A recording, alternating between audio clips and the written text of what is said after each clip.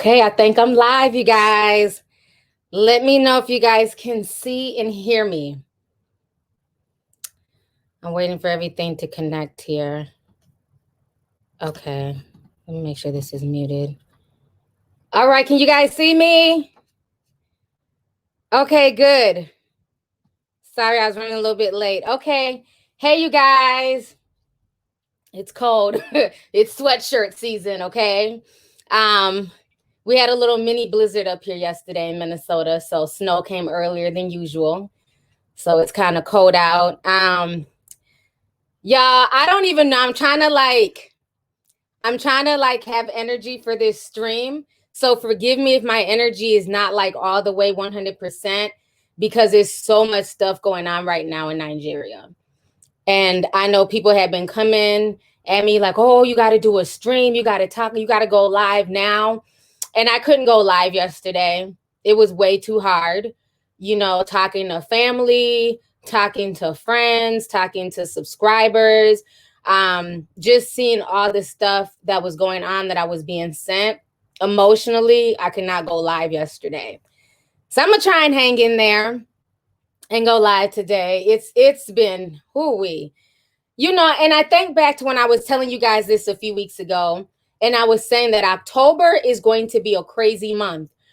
Who put a teacup if you guys remember me telling you guys that there's going to be a lot of stuff coming down the pipeline in October? Because I was having a lot of really weird dreams when I was in the hospital, and I kept feeling like things were just going to just take place in the month of October. And it's just gotten crazier. And yesterday on 10/20/2020, once again, 20 in energy, okay? We had the whole massacre there in Nigeria at the Laki Tollway, the toll gate. So it's just been a lot of stuff going on. I've seen more dead bodies and wounded people. Like, it's images I can't even get out of my head. I literally saw a young boy who is probably no older than 13. Both of his legs were shot off. They were literally hanging by a thread. And he had his foot in his hand and he was just screaming for his mom and dad. The images, the videos, the things that I'm being sent is heartbreaking.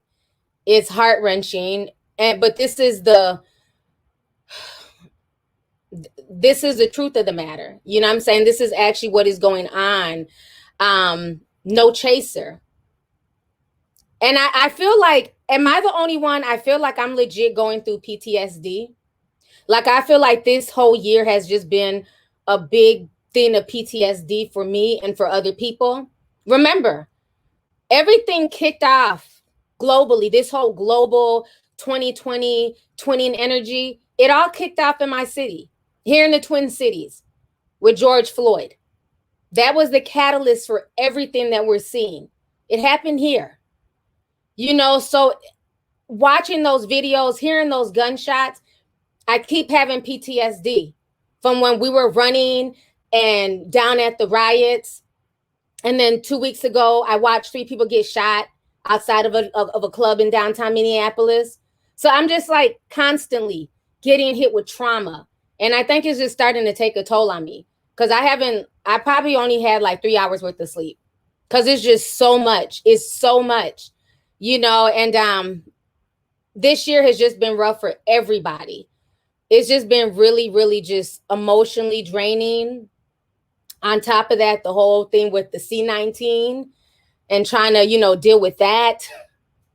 It's like, what more can we take as a human race? Because it's not just here in America. It's over there in Nigeria. And then also in a lot of different parts of Africa. I had people hitting me up from Cameroon saying that there's, some conflict there in the Congo. I mean, so it's a lot of stuff going on right now globally. And this is a global reset. I've been saying that from day one. This is a global reset. And don't have the mentality that you don't care what's going on in these countries. Because remember, everybody didn't care when I was first talking about C-19. Oh, that's in China. That's affecting the Chinese people. And we see where we're at now. So keep in mind, anything that's happening globally will have a trickle-down effect everywhere. And Nigeria is a huge oil-producing country. You know, Nigeria is not poor because of, you know, because the people just don't know what to do. It's mismanagement. It's corruption. They're being stripped of their resources. When billions of dollars are being sent towards military and presidential stuff, but the people on the ground, the people don't even have food. They don't even have lights throughout the month. It's the corruption that's killing that country, and people are tired. And I was saying this when I did my last stream. Now, the stream wasn't fully about SARS. I talked about it. I had it in the title, and I also left the timestamp for people who wanted to hear my opinion on the SARS situation. It was like 2 streams ago when I talked about it. And I told you guys, if something does not change, they're going to be on the brink of a civil war. And I believe that is what they want, the people in power. They don't want to give up power. I mean, the issues that are going on in Nigeria are so deep. They're so deep. And it's like you have people who are old and they literally want to die in power. They don't want the youth to rise up and take over and get rid of this old regime. You know, they want the North to, you know, to continue to have power. That's who, if you really think about this, to the Nigerians, put a flag. Let me see who, because I didn't know so many Nigerian people follow me. And then I have people, like a lot of people are asking me, am I Igbo? No, I've always told y'all what my, you know, my ethnic background was. I'm Yoruba, so I don't know where that came from. But yeah, put a Nigerian flag in there if you're Nigerian or have Nigerian ancestry. I'm trying to see, because it goes really deep. I know a lot of y'all keep asking me to break it down. Honey, this stream would be 7 hours long if I sat down and told y'all about the whole history and how it goes back, you know, to the war in the 60s and, you know, power. It's just, oh, it's so much. It's so much. Give me just a second here. I got a bunch of messages coming through. Okay. So I definitely see some some green and white flags. It's a lot. It's a lot of stuff that's going on. It's a lot of corruption. Like I said, a lot of this stuff, if they're not careful, we're going to have a repeat of the Biafra War.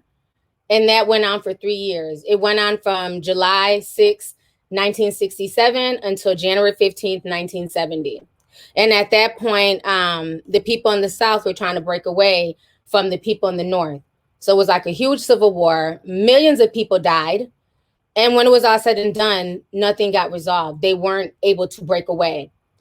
The problem is when the British were there and they were controlling Nigeria, they basically took, there's several tribal groups, right? But they took the main 3 groups and they just combined them into one country.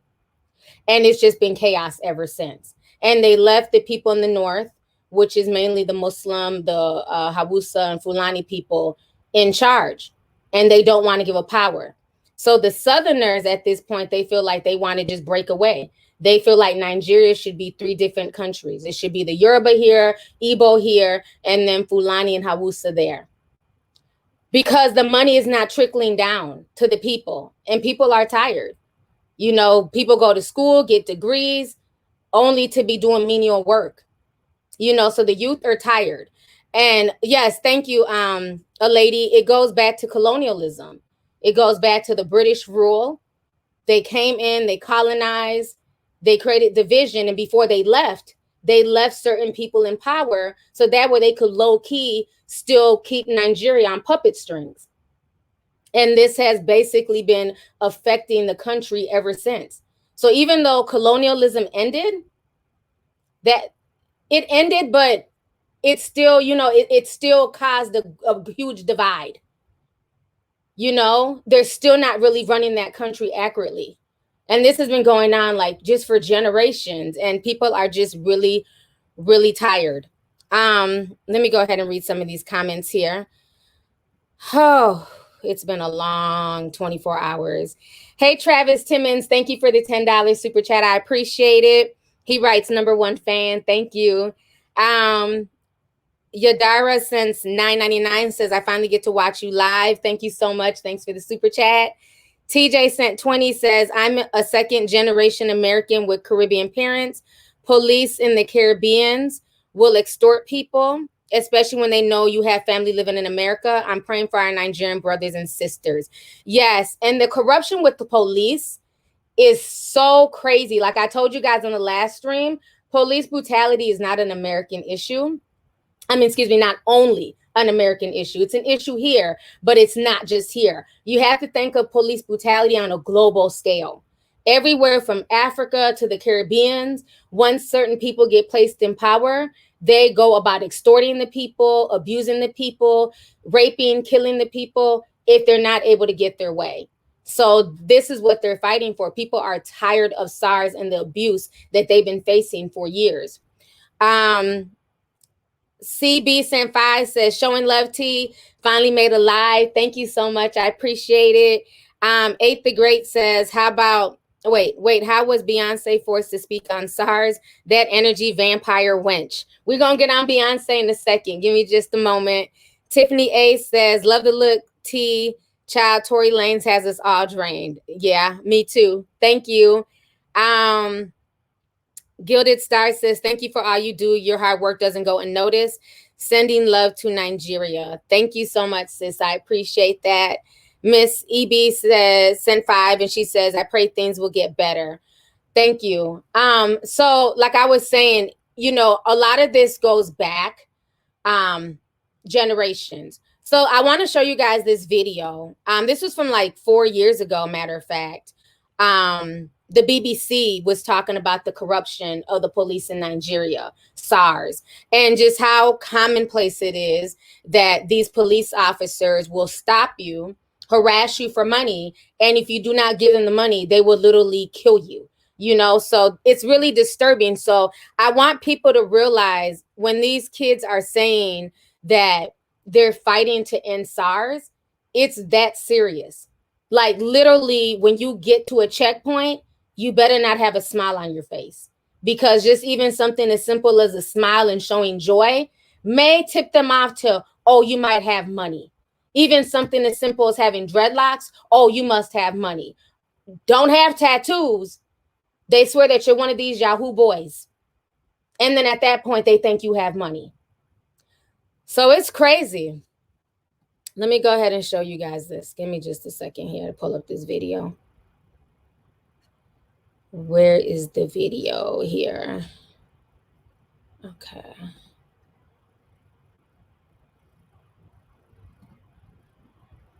Is this it? Okay, this is it.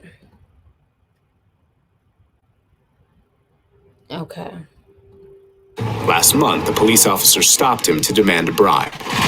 He requested for 2,000 naira. That's about $10, what Godwin would have made working as a taxi driver that morning. So I said, I'm coming from the church with my family. He was with his wife and their 3 children. He refused to pay. All of a sudden, I had a gunshot twice. And now went down, holding my jaw like this. And the blood was just gushing out. So the bullet came right through there? Right through here.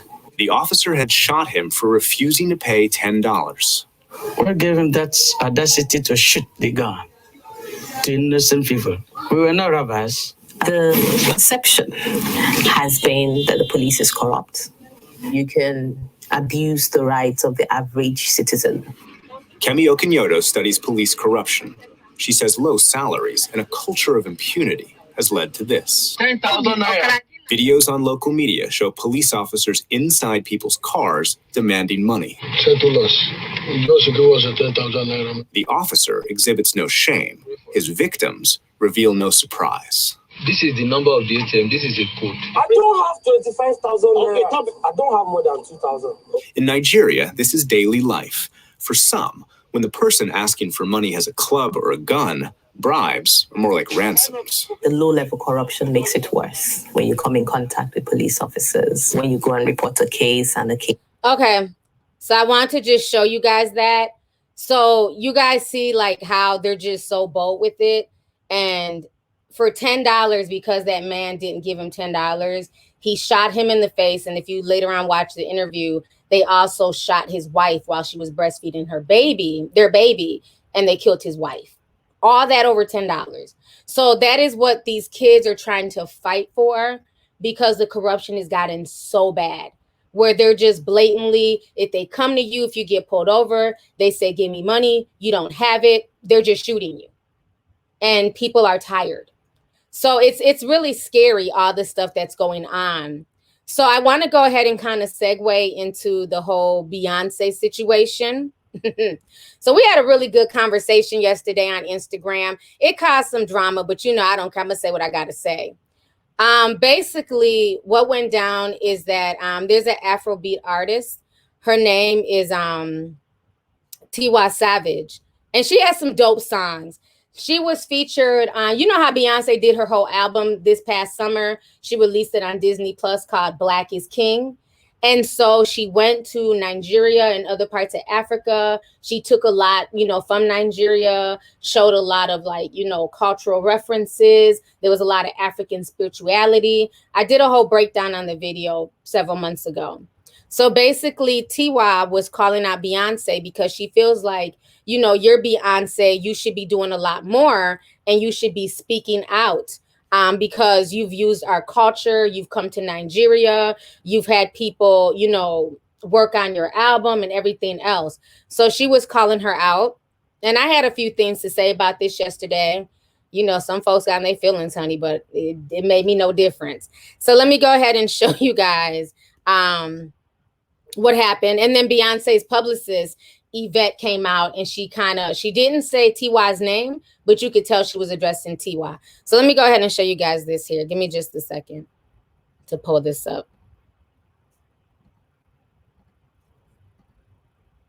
Okay, so this was the article here. So I'm calling on Beyonce and the whole team, and I'm telling you, you cannot ignore this. You cannot be quiet, because we all celebrated the Black is King. So I'm calling on Beyonce, elevate and to show the world that Black is King and how beautiful Afrobeat and Africa and our culture is. I want them to please use their voice and their platform right now, because this same country that birthed this genre is on fire right now. It is on fire. Where these creatives are from is on fire. So I'm calling on Beyonce and the whole team, and I'm telling you, you cannot ignore this. You cannot be quiet, because we all celebrated the Black is King. I personally was so proud to be part of that project, but please, you cannot be quiet on this. You cannot. Elevate and to show the world. You cannot be quiet on this. You cannot. I know people are going to hate me. I know I'm going to get backlash from this. I know. There's even a possibility that I might get, blacklisted or whatever. But if I'm saying that I'm an Afrobeat artist, and we all know that this whole genre, and all of my colleagues all know that this came from Afrobeat, which was birthed by Fela Kuti, then we also know what he stood for. And we have to stand for the same thing, because nothing has changed. Nothing. So please. Okay, so then people went to Beyonce's Instagram page, and this kind of disturbed me. This really bothered me. And you guys know how I feel about celebrity worship. And it was just so much begging, begging her to say something, people shaming her. I mean, it was crazy. Her Instagram comments were on fire last night. So then Yvette, this is Beyonce's publicist, she came out and she says, not all activists live on social media. Not all doers look for validation, nor your approval. Not all work is a photo op. Make it normal to stop judging people's actions based on posts. Posts don't make you an activist. Actions make you an activist. Whether in the background or in the streets, we all choose a different path to get it done. Blessed are those who do not see, yet they believe. Actions speak louder than posts. Stop judging. So that is what she said. And so this is what I wrote on here. And before I get started, let me just come on camera so y'all can see my damn face. I don't think that, Tiwa meant that in any type of disrespect. I don't think she was being disrespectful, by asking that of Beyonce. But I will say this, I don't like it. I don't like this God complex that people have given to not just Beyonce, but other celebrities, where people feel like just because there's a celebrity stamp on something, it's supposed to do something more. It's like we spend so much time praising celebrities, but the people who are really putting work on the ground, y'all don't praise them and uplift them. And, I've never changed my stance. I don't care if this has to do with Nigeria or America. I've always kept the same stance. Quit looking to celebrities to lead you. Last week, I played the clip about Malcolm X, where I was saying that, everything he was saying, even back in the 60s, still rings true today with how we put celebrities on a particular pedestal. So this is what I said yesterday on Instagram. And I said basically this. The problem here is, once again, people are looking for celebs. Oh, hold on. Let me put it on the screen so y'all can see it. Give me just a second here. So I said the problem is, once again, people are looking for celebs to speak up and be their voice. Beyonce isn't even Nigerian. Besides posting on IG like Rihanna and other celebs, what will change? What change will she be able to bring to a corrupt regime that has been in power far too long? Nigeria's problems are way deeper than Beyonce making a post about it on social media. I get wanting to see her say something because she used African culture / visuals in her most recent album, but the begging and pleading all over her IG page is disturbing. Y'all hold these celebs in such high regards. This woman holds absolutely no political power here or abroad. Honestly, I could care less what Beyonce thinks at a time like this. How about we demand to hear from people who can actually help to usher in change in Nigeria? We should be worried about holding those behind these senseless killings accountable. While folks are pressed and worrying about what Beyonce is or isn't doing on IG, the youth are preparing for another possible Boyfriend 2.0, # #SARS. So that is what I have to say about the situation. Like I said, I don't feel like she meant any disrespect towards Beyonce. I understand the frustration. But again, regardless if Beyonce came and, used African visuals and had Nigerian artists, let's keep it real. It was a two-way benefit. Everybody's acting like Beyonce came to Africa and just pillaged. It was definitely a two-way benefit. People who were on the Black is King album, they were basically given an even bigger global stage. You know what I'm saying? Granted, a lot of these people were already big in Africa, already had their own fan base, already had global recognition. But let's not act like them being seen with Beyonce or being on Beyonce's album did not also benefit them. So let's keep that real. Everybody likes to forget that. Now, like I was saying, would it be nice if she would have came out earlier and said something? Yeah, that's fine. But, people just simply posting, celebrities simply putting a hashtag, that's not necessarily action. And I understand people saying, well, she has a huge platform. She's going to bring more people to the situation. I get that. But a lot of y'all was doing a bit too much begging. And this was hours afterwards, because when the shootings first started, when the people were there peacefully protesting and the government came in, the militia came in and just started blowing people away, guess who was quick to post it? The Shade Room. That's also ran by Nigerians, right? They were posting it, and the Shade Room, hate them or hate them or love them, they have a huge platform. When they post something, trust me, the celebrities are watching. So the Shade Room posted the story super quick. After that, a lot of celebrities were also posting and things like that. But my thing is, We don't need Beyonce to do anything. If she chooses to say something, great. If she doesn't, it is what it is. You know what I'm saying? There's a lot more serious stuff going on than people worrying about Beyonce. It makes more sense to me to be tagging the UN and people in political power than Beyonce. She has no political power. She has no real ties to Nigeria.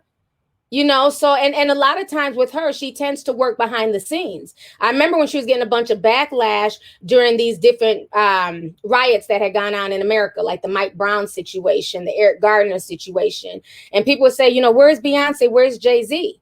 Then we found out after the fact, you know, several weeks later, they were actually paying to get people, you know, out of jail. They were paying people's bails. So some people move in silence, and that's okay. Everything doesn't have to be for social media. I'm the same way. There's a lot of people that I help out on the back end and that I look out for. I don't need to post what I do on social media. You know, I think there was a lot of people bringing awareness to the situation.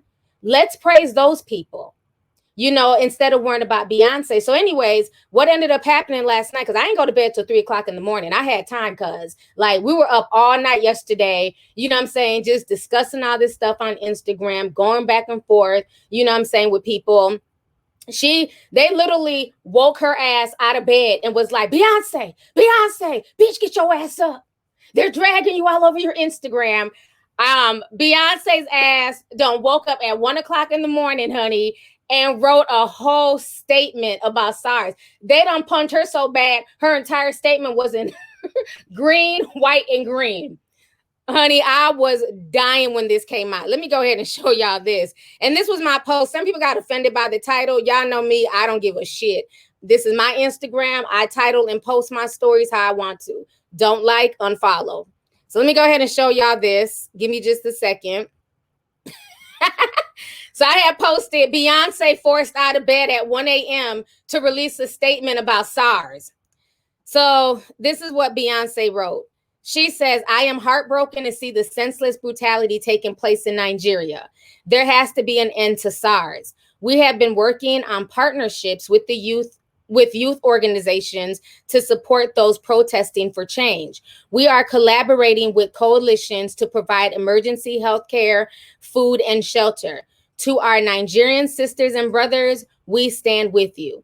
Then she says to visit Beyonce.com for a list of organizations to show your support. So like I said, to me, I mean, that was nice that she woke up and did that. But what really frustrated me with everybody so busy running to Beyonce's Instagram, Beyonce, where are you? Beyonce, say something. Beyonce, #end SARS. DJ, okay, Switch was out there literally all day. Y'all really should have been coming together praising that woman, okay? This is a woman who is a Nigerian DJ. She has a following on social media. And shout out to the young girl who had sent me, you know what I'm saying, her link and stuff in my DM. She's a huge fan. She was crying because a lot of people thought that DJ Switch had gotten killed. She was out there with the peaceful protesters, live streaming. And then when the bullets started flying, she was recording some people who had got shot. They were trying to render aid. And then all of a sudden her camera went out. So everybody thought that DJ Switch had gotten killed. And then there was a hit put out on her that basically if they see her, they need to shoot her on sight. It's that bad. So y'all are crying about Beyonce, who's safe in her house in, I don't know where the hell she lives, Cali somewhere. Meanwhile, there's somebody on the ground in Nigeria with boots who has some type of celebrity, and she's literally out there dodging bullets. That's who everybody should have been hashtagging and uplifting. Not to knock nothing Beyonce or anybody else is doing behind the scenes to help. That's great. But let's acknowledge the folks who are putting work in on the ground. That's the same thing that pissed me off that happened here in the Twin Cities. And people thought I was just hating. When I turn on my local news and I see people who are not from the Twin Cities talking on behalf of the Twin Cities, speaking about the George Floyd situation, you're not from the South Side. You're not from Minnesota. You don't know the community. I couldn't go to Brooklyn and speak on behalf of stuff going on in Brooklyn. I couldn't go to the Bronx and speak on stuff going on, you know, in the Bronx. And I would never think to do that. I would never think to go to somebody else's city and speak for those people. But we allowed it here because they were celebrities. So we saw all these celebrities on television. We saw Nick Cannon come in and, do a photo op. But since all that went down, have they been back? The violence is skyrocketing. Y'all, been screaming, defund the police, which has been defunded. Now the police, they don't care. They sit and watch. And the celebrities that we were championing, well, not me, a lot of y'all, went back home. Just like they flew in for the funeral, took up all the seats. People who personally knew George Floyd couldn't get in.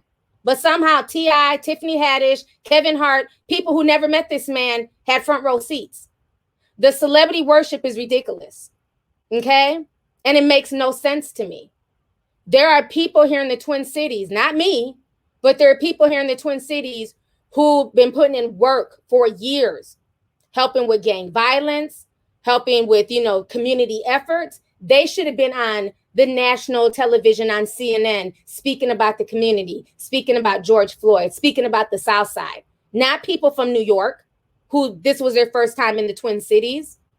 So that's all I'm saying. Like, we put celebrities and people who have a name on such a pedestal when you really have people who are doing the work and they should be given that light.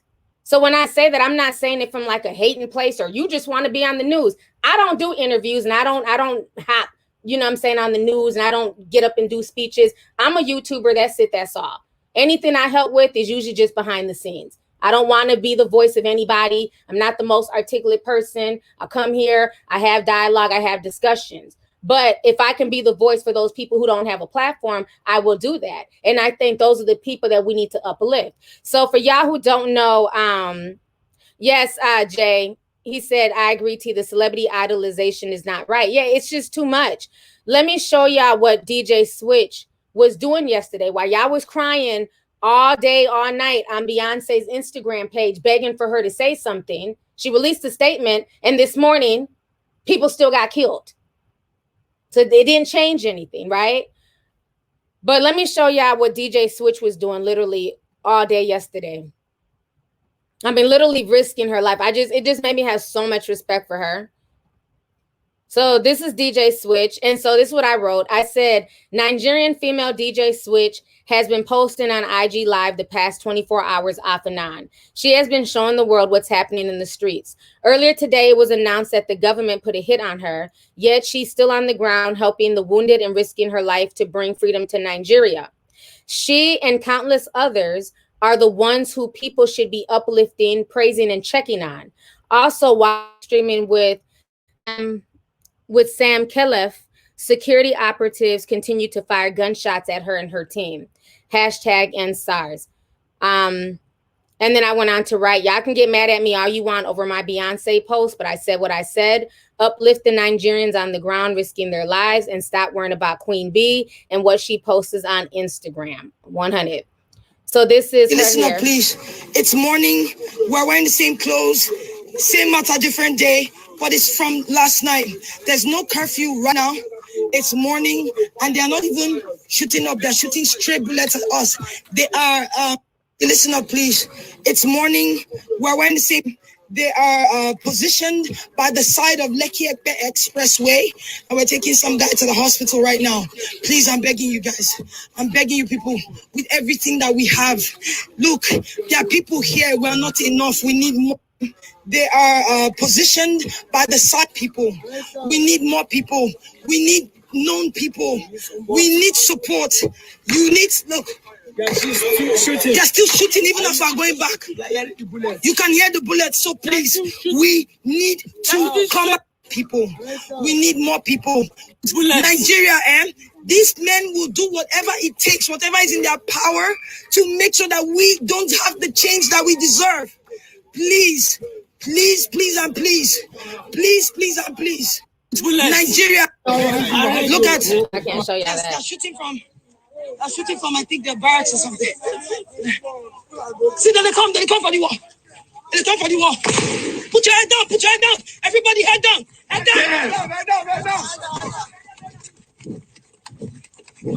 down. Jesus.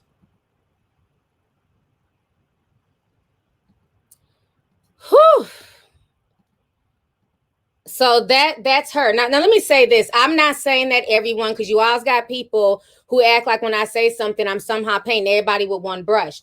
If the shoe doesn't fit, then you shouldn't be upset. Okay.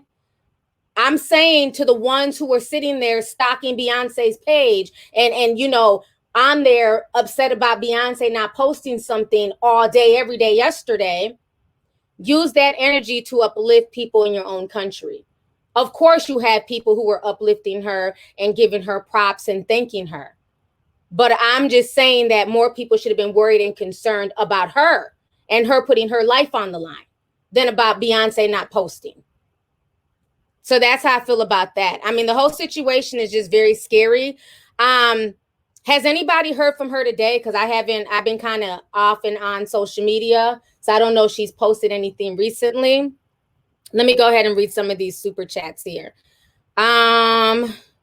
Andrea says, is that a Dragon Ball T hoodie? Or honey, I love these sweaters. Yes, this is my conspiracy one. It says, my tin hat, it's tingling. And you can get that in my t-shirt store. So I have all types of different designs. And we're working on the Blockiana design as I speak. So hopefully I'll have that within the next week or two. So that's the next one coming up. Let's see here. Mr. Ifolowa, he sent $5. He says, yeah, I have family in Osun State. The government does not funnel funds to the citizens and they suffer. Praying for our brothers and sisters. Thank you so much for the super chat. Thank you for coming through. I appreciate it. Shiz Burma sent $4.99 says, yes, boo, I love you, T. Thank you so much. Thanks for coming through. Let's see here. Natasha Shanice says, hey, T, today's my 38th birthday, and I've been watching you since you made your whipped shea butter. Your journey has been amazing to watch. Thank you so much, sis, and happy birthday. I know it's been a crazy month thus far, but I hope you're enjoying your day. So thank you so much for coming through. Let's see here. I am Mantrad one says, I finally was able to support. Absolutely love your vids, your lives, and your info. I love the length, never too long, very informative and honest. I love you, sis. Stay well. Also listen to your podcast, and I'm a truck driver. That's awesome. Thank you so much for coming through, and thank you so much for the super chat. I really appreciate it. Let's see here.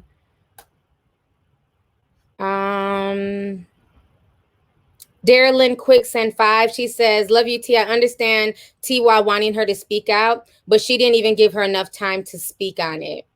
Yeah, and I think, you know, when she posted that, she had posted that, I believe, like a day or so ago. And the SARS situation has been going on for a while. Because you figure I did my first video about it last week. So the SARS situation has been going on for a while. So I guess that's why people were kind of impatient. Like, it's been over a week. Beyonce still hasn't said anything. But when she came to Nigeria, she was looking for backup dancers and, you know, singers and entertainers and things like that. You know, but at the end of the day, I can't look to any celebrity. That I'm just not going to do it. You know what I'm saying? I'd rather them hold people who can make change, hold their feet to the fire.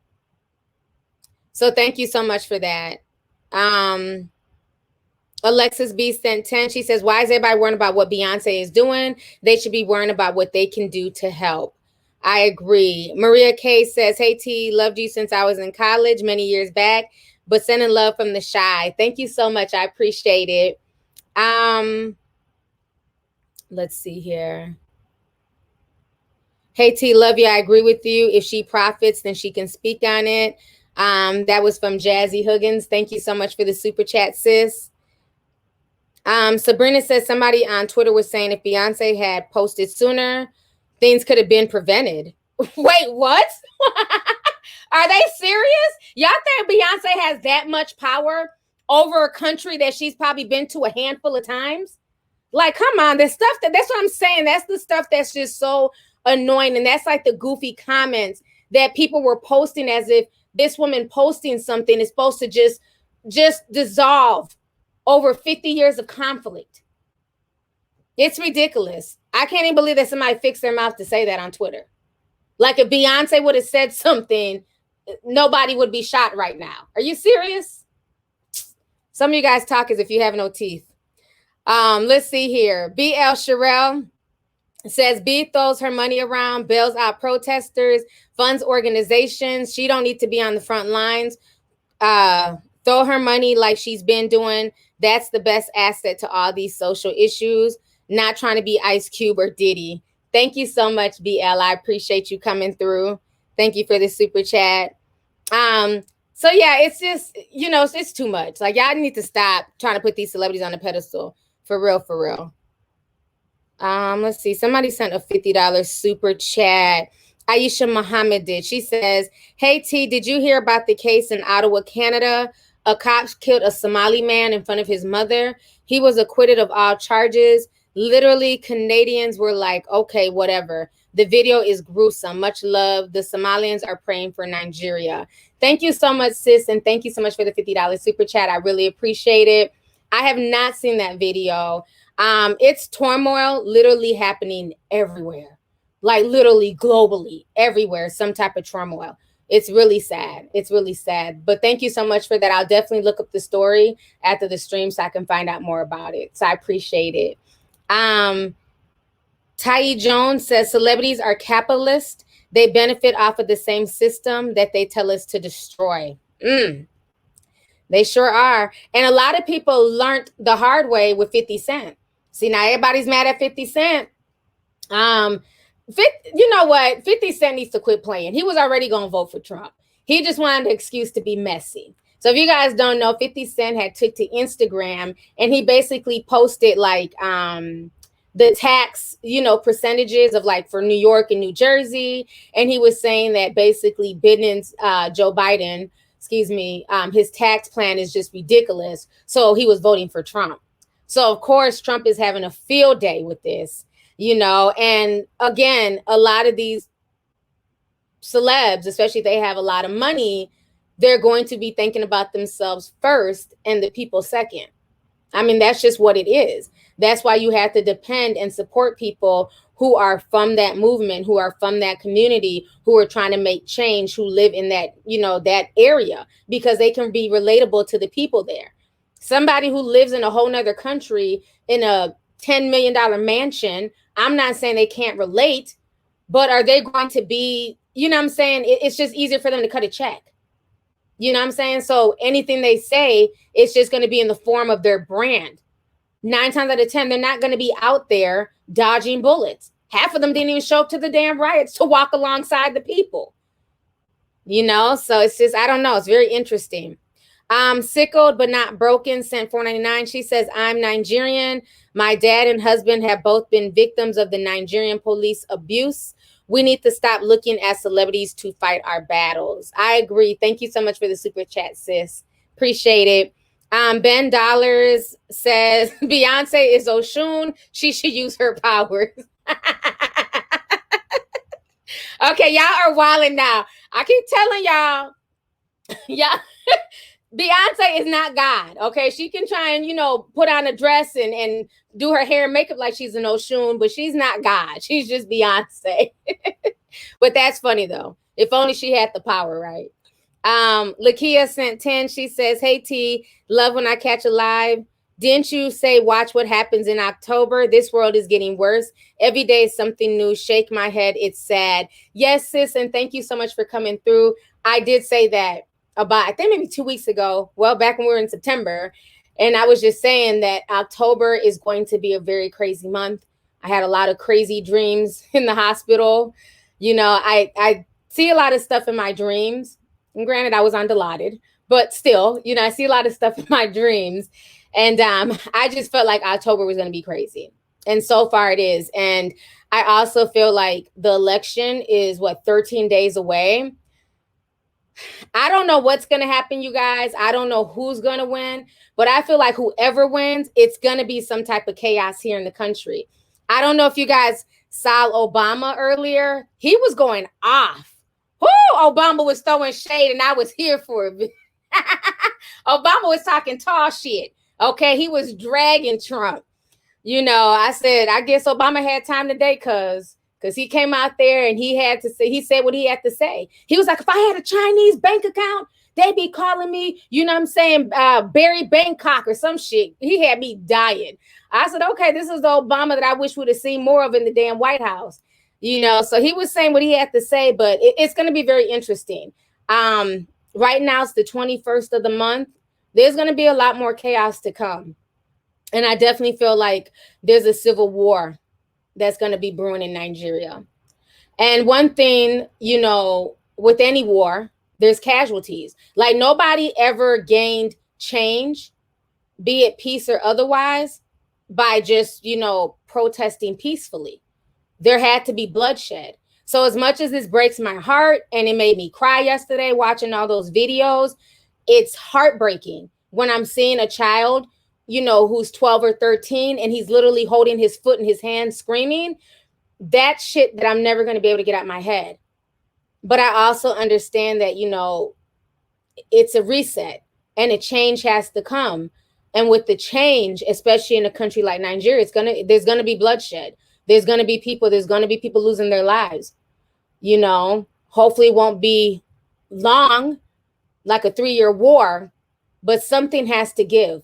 Everything that's been going on there for the past several years has just been a powder keg waiting to blow. So, yeah, I think it's going to be a lot more stuff. Okay, it was Beijing Barry. I said Bangkok. He was like, if I had a Chinese bank account, they'd be calling me Beijing Barry. Well, I think Bangkok Barry is funnier. But okay, Beijing Barry. Yeah, I said, okay, Obama got jokes, honey. He was going off. You know, like I said, I'm just here waiting to see what happens. You know, 2020 has been a very, very tumultuous, scary year. But like I told you guys a few weeks ago, what scares me is what's going to be ushered in 2021. That's, you know, we're all thinking, oh, well, 2020 is almost over and 2021 is right around the corner, but I wouldn't celebrate too much. They already made an announcement on CNN that they may be canceling Thanksgiving, not the holiday, but saying that people should not be having family come over for Thanksgiving. It's like, what more do y'all want from us? Like, I really feel like crying. Like, remember how Tyrese was crying? What more do you want from me? That's really how I feel. Like, what more do y'all want? Now y'all are talking about we shouldn't have Thanksgiving with our family because of C-19. And then they're saying, oh, but things should get better sometime in the spring of 2021 because the vaccine will be ready. We don't want a damn vaccine. We want to just eat turkey and, you know, cranberry dressing and shit like that. We want to celebrate Thanksgiving with people that we haven't seen in a while. Anybody think about that damn vaccine? A good vaccine takes 10 years to make. So either y'all had been working on this vaccine and this was all a damn pandemic 10 years in advance, or there's some shit in the mix and the vaccine's going to end up killing a lot of people. I don't know. I just don't trust it. Damn, I'm hungry now. Talking about Thanksgiving and shit. Tiara J. Monique says, everything that is happening in Africa right now is heartbreaking. You said October was going to be a crazy month. Sending love and prayers to our African sisters and brothers. Thank you so much, sis. Thank you for coming through and thanks for the super chat. Yeah, it is. It's a lot. It's a lot.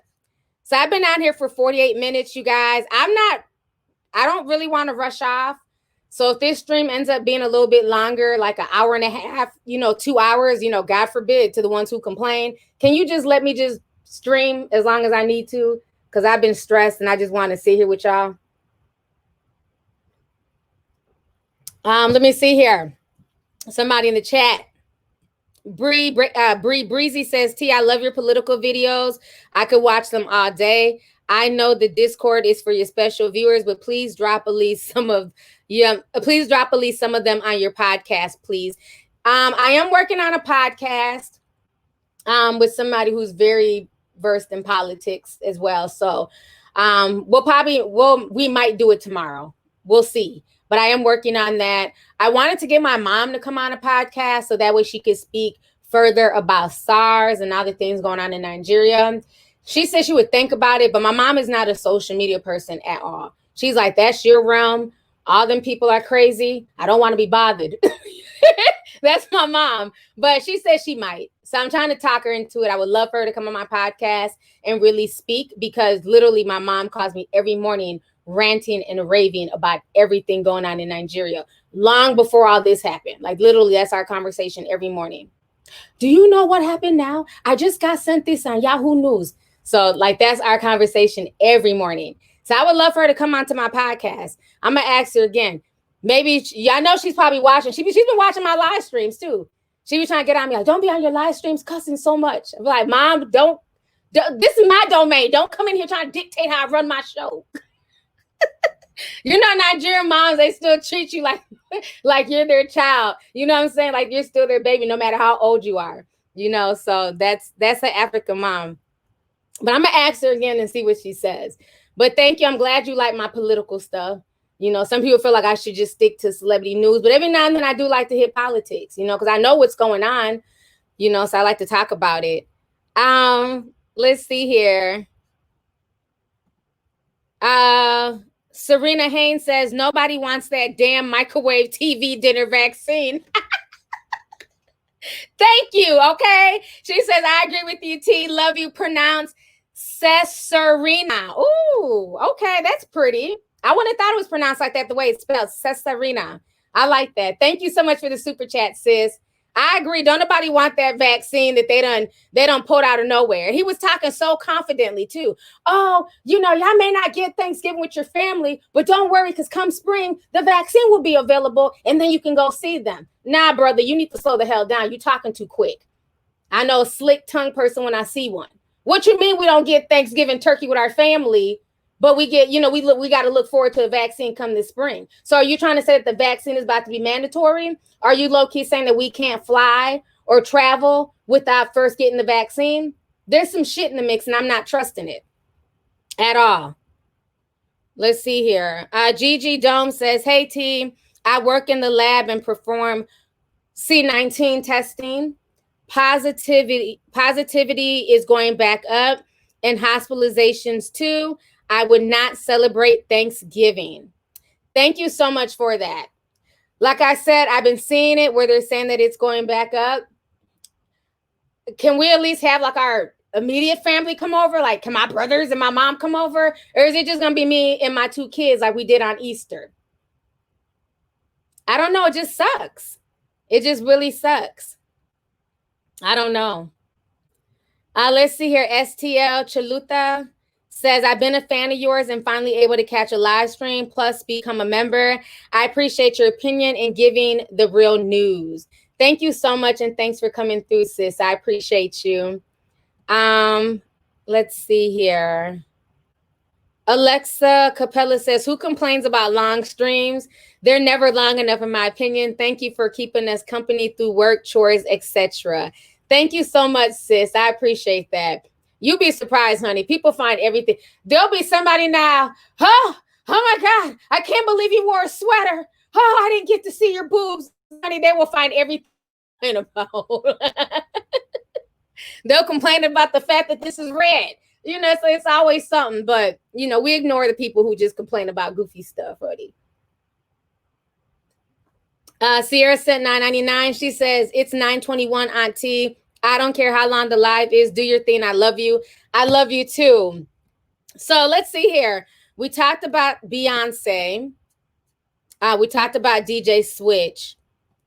So the thing to talk about now is Tory and Meg Thee Stallion.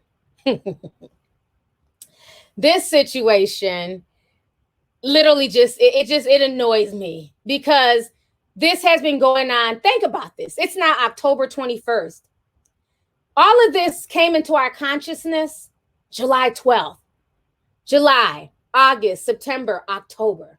4 months of this who shot who? Who's guilty? Where's Kelsey? Where's the security guard? Okay, so let me say this. Y'all sent me the clip of the security guard talking. I don't know how I feel about that. He's saying that he's Tory's security guard. I would prefer to see him talking. I want to see his face. I want to look into his eyes. I want to feel his energy, his vibe. Because when I'm listening to him talk, I'm like, how do we know that this is actually the security guard? Like literally, I could just, make a video, put up a blank screen and be like, hey, I'm Tory Lanez and security and he didn't shoot Meg. Meg shot herself. Like I could just pretend to be the security guard. So I wasn't feeling that. I wasn't impressed. I really thought it was gonna be like a sit-down interview. I mean, nobody really knows that that's really his security guard. People were like, no, it's his security guard. Well, send me proof. Nobody has sent me proof. They just keep saying that's him. Well, how do y'all know? It could be me. Shit. Y'all not know how to change voices and shit. So I don't know. I didn't like that one. I wasn't feeling the whole security guard thing. I was like, whatever, honey. But so I think that, and the way that Tory just came out of nowhere, because isn't it funny? Don't y'all find it funny that supposedly the security guard was out here spilling tea? And it seemed like a lot of people kind of felt like me, the people who have common sense. We're like, how do we know that this is him? Who is this? He ain't got no picture. He's just talking. Somebody just put up a picture of some man with Tory. We don't know if that's the same man in the audio. So we weren't buying it. We're all like, okay, all right, we listened. Next case. So I feel like because Tory or Tory's camp didn't get, like, I guess, the reception to the security guard leaked video, that's why he decided to come out and tell his story. Because I find it very funny that the security guard supposedly came out talking, and then when nobody was buying what the security guard was selling, then all of a sudden, hey, you guys, meet me on Instagram Live at 8:00 Central Standard Time. I'm going live to tell my side. So I watched it. It was like a 30-minute live. I didn't watch it while he was live because I was, laying down, but I ended up watching it after the fact. And I watched the entire live. Like I told you guys from day one, I'm not on either team here. A lot of people want people to side behind Megan just because she's a female. I'm team truth, period. I just want the truth to come out. And I don't think there's anything wrong with questioning. That's the shit that pisses me off. Because a lot of y'all feel like because somebody's questioning or saying, well, this ain't panning out. What Meg is saying sounds kind of fishy. There's a few holes. What he's saying sounds kind of fishy. There's a few holes. There's nothing wrong with saying, we're going to wait and just let the damn court do their job. Because both y'all stories sound funny. Okay? And I don't think there's anything wrong with people feeling that way. So I watched his live yesterday.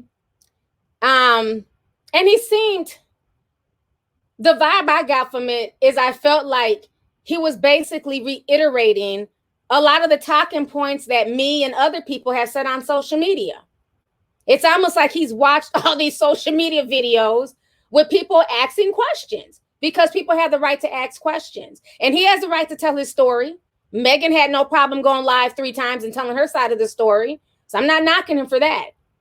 But I feel like he was basically, his response was more or less like, oh, well, if this happened, how? Because there's, 26 tendons in the foot and there's bones and none of your tendons were, were mashed from this bullet. Well, that's stuff that people on social media have been saying. Oh, well, how do you even know who could have shot you? Because your back was turned. Didn't I say that a few weeks ago? Like, you keep going live, Megan, and you're giving his damn counsel ways to basically break down your story. And her story has changed several times. So it's like he's pointing out all those inconsistencies in her story, and he's using that for his live stream. But the thing that I didn't hear, and I listened to it, I didn't hear him just say, I didn't shoot you. And if you didn't shoot her, who shot her? That's what I'm not getting from this. Everybody's just doing a bunch of talking, but they're not really saying anything. He's basically regurgitating everything we've said on social media when we listen to her weird story that didn't pan out and add up. Well, you know, if you were shot and you know, and the nurses and the doctors were there and you were on the stretcher, you were away from us. So you could have told them. If you feared for your life, then why not tell the police? I'm not going to protect the black man who just shot me. Fool, I said that months ago. So, I mean, am I tripping? I'm not really, like, you're basically reiterating everything we've been saying on social media. What happened? Were you fucking Meg and Kelsey? That's what we're trying to hear. Were you trying to holler at Kylie? You know what I'm saying? I didn't learn anything new from what he said. Another thing that was kind of funny in his stream is you could tell he was really hurt by how people in the industry did him. You know, during quarantine radio, y'all would come on my show and kiki and laugh with me. And then everybody just turned on me. Welcome to the industry. One of the fakest industries known to man. It's called Hollyweird. Okay? Those people weren't on your show because they were fans of yours. They were on your show because they were bored and stuck in the house because of C-19. Had there not been a virus, you wouldn't have a damn show. They were there because you were popping. The reason why Megan was there is because you were popping at the time. Everybody in the industry uses people for what they feel like they can benefit from them. And so while you were promoting demon time, sir, and calling on demons and trying to, you know what I'm saying, perpetuate that bullshit to the youth, those demons answered your call. Because you notice he started saying, oh, I've gotten closer to God. And I pray every day, and me and God, and, you know, I took this time to reflect. You know, now everything is God. But when you was popping, it was all about demons and strawberry milk. I ain't forgot. That girl's pouring strawberry milk all over her damn ass like she was possessed. Just shaking strawberry milk all over herself. I'm like, what the hell is this? And grown adults was co-signing it. That's why I just sit and laugh how everybody tries to act brand new now. A lot of y'all were at quarantine radio. Shit, y'all was sending me the damn links. A lot of y'all supported it. People are fake and fickle. And they go with the crowd. And depending on who's more popular, that's who they'll go with. So he found out the hard way that the industry, they don't care about that. So I don't know. I wasn't that impressed by his story. I'm glad he said his side, but I didn't learn anything new. He didn't go into any real details, just like she didn't. You know, we got into it. You know, we were arguing. Then I got out the car because I just didn't want to be around the arguing. What was y'all arguing about, sis? There was four of y'all. What was the argument about? Were you and Kelsey smashing the same guy? Were you upset about Kylie? Like, what was the argument? Like, nobody will state what this argument was about. We want to know what led to a gun being pulled out during an argument. I don't think we're wrong for that. Oh, y'all got strawberries and milk? Oh, God. The tea sippers and these damn emojis. All I see is strawberries and milk. But I don't think that's wrong. I mean, think about it. Even in the hood, when there's a shooting, what's the first thing everybody says? What happened? Oh, they was arguing. What was they arguing over? We want to know the tea. If there was an argument that led to somebody being shot, let me know what y'all was arguing about, so that way I know not to come at you and argue with you about certain shit. So that way I know, well, if you bring up this type of argument, it might trigger somebody to pull out a gun and start shooting. Don't y'all find it funny that this is the whole point of how she was shot, but nobody's saying what the argument was about? It's a bunch of nonsense. So at this point, they all can just, you know, whatever. She said her side 3 times. He said his side. Then she came on and said he was crazy. Her damn tweet had me cracking up. She was like, that nigga's crazy. So I don't know. All y'all sound crazy if you ask me. Shit. Let me go ahead and play y'all a bit of what he had to say. See if I can find this. This whole situation's a mess. Yeah, he found out that fat meat was greasy, all right. The last 3. Hold on. Let me go ahead and pull up this screen. This man watching damn Lovely T and DJ Academics and YouTube blog videos and trying to come out and give a speech. I got something to say. You didn't say shit. Said everything we've been damn saying. All right, give me just a second here. Pull this up. Let's see here. The last 3 months of my life, I've been in this place where, you know, I've been bashed. I've been cut through, just people every single day coming at me.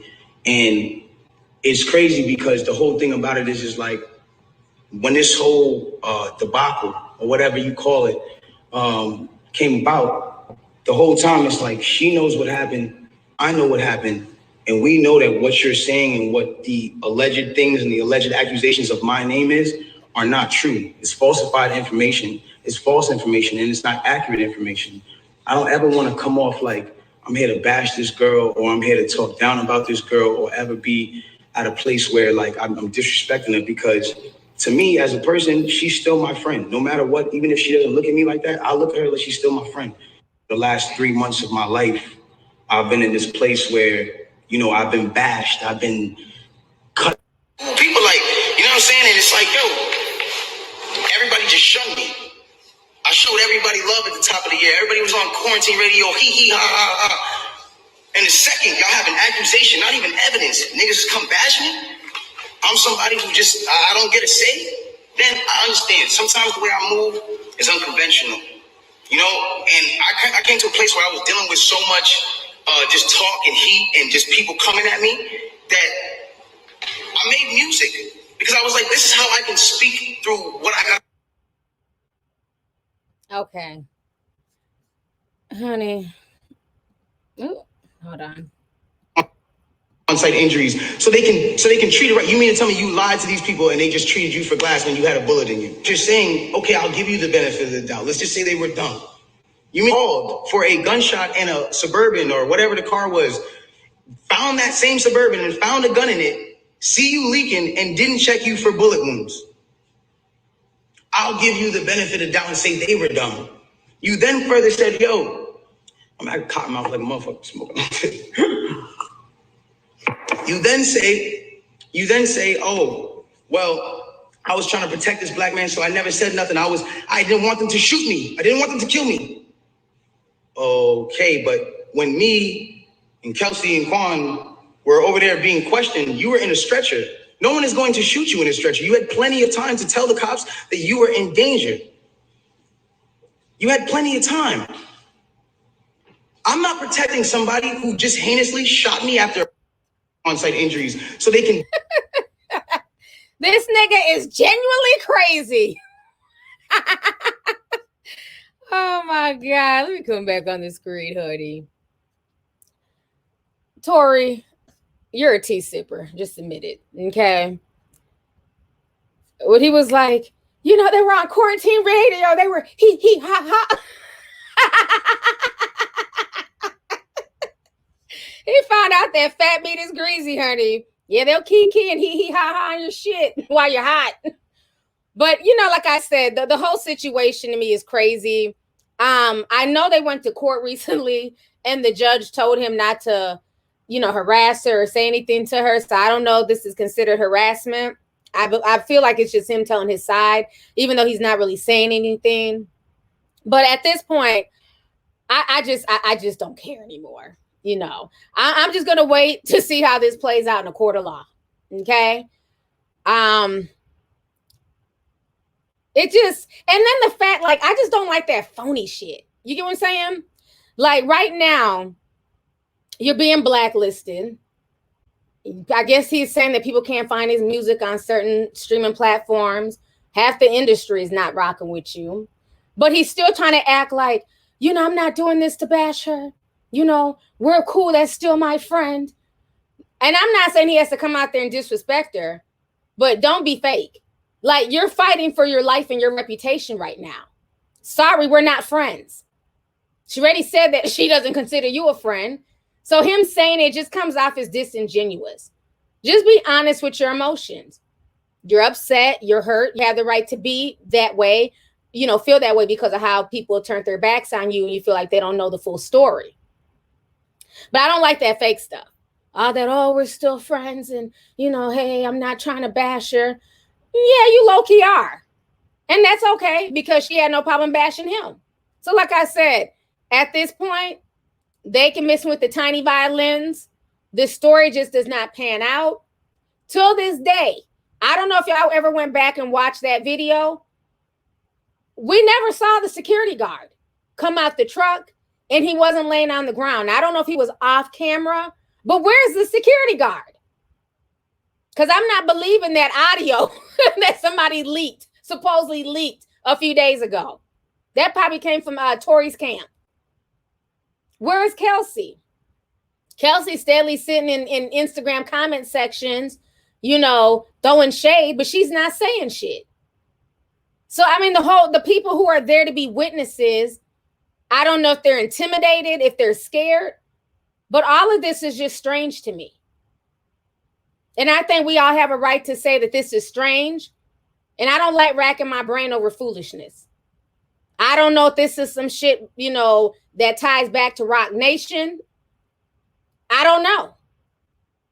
Or if this is just a case of two people drunk as hell fighting and a gun went off. I don't know.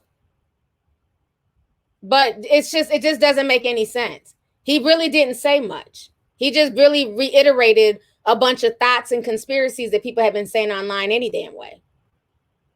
Go ahead and read some of these comments here. Over 9,000 sent $9.99. They said at this point, Kylie Jenner shot Megan and Chris is working with Rock Nation dependent on Tory Lanez. You know what? At this point, anything is possible. Anything is possible. So I don't know. And remember, do y'all remember a few months ago, Kylie got accused of throwing shade? This was right after the shooting happened. This was before Meg said anything. Or was it after Meg said something? It might have been after Meg made her first video. But if y'all remember, Kylie went to the beach and she took a picture of her foot. And everybody was like, oh, she's dissing Megan. She's throwing shots. Do y'all remember that? Or am I the only fool who just follows Kylie and seen it? Y'all remember that? Put a teacup if y'all remember folks dragging Kylie. That's why I feel like there's just more to the story. Why would she just take a picture of her foot in the sand, no title, and just post it? And then she deleted it. Once folks started dragging, like you're throwing shade at Megan, she deleted it. So I don't know. We're going to have to find out on the next episode of Dragon Ball Z because something ain't right. Let's see here. Floratelli says, I don't like attractive, rich Megan who chose to deal with the dude with a violent history and had no business being at the Jenner house is claiming the Black woman's struggle. She's a victim, but not a martyr. Thank you so much for that super chat. I appreciate it. Yeah, I see a lot of people who have been calling her out on social media about that, that she's trying to ride the whole, you know, protect Black women wave. But they feel like, you know, a lot of the things, I guess, antics and stuff like that she's done and gotten herself involved in, that she's using that to ride the wave. I've seen comments like that on social media. So I don't know, honey. The whole situation, like I said, I'm just going to wait for the truth because the story is just way too convoluted for me. So El Simone 212 says, at this point, I don't care what the argument was about. There's a lot of mess. There's a lot of missing in between. His body language is key in the video. He shot her. Much love, T. Thank you so much for the super chat. I appreciate it. Yeah, like I said, even in that video, in that long rant, he never just came out and said, I didn't shoot her. Y'all told me that he said it in his album. I didn't listen to the album. I heard the album was fire. I just don't have the energy for either one of them. I haven't watched her new video and I haven't listened to his album. That's just me keeping it real. But I did hear that his album was good.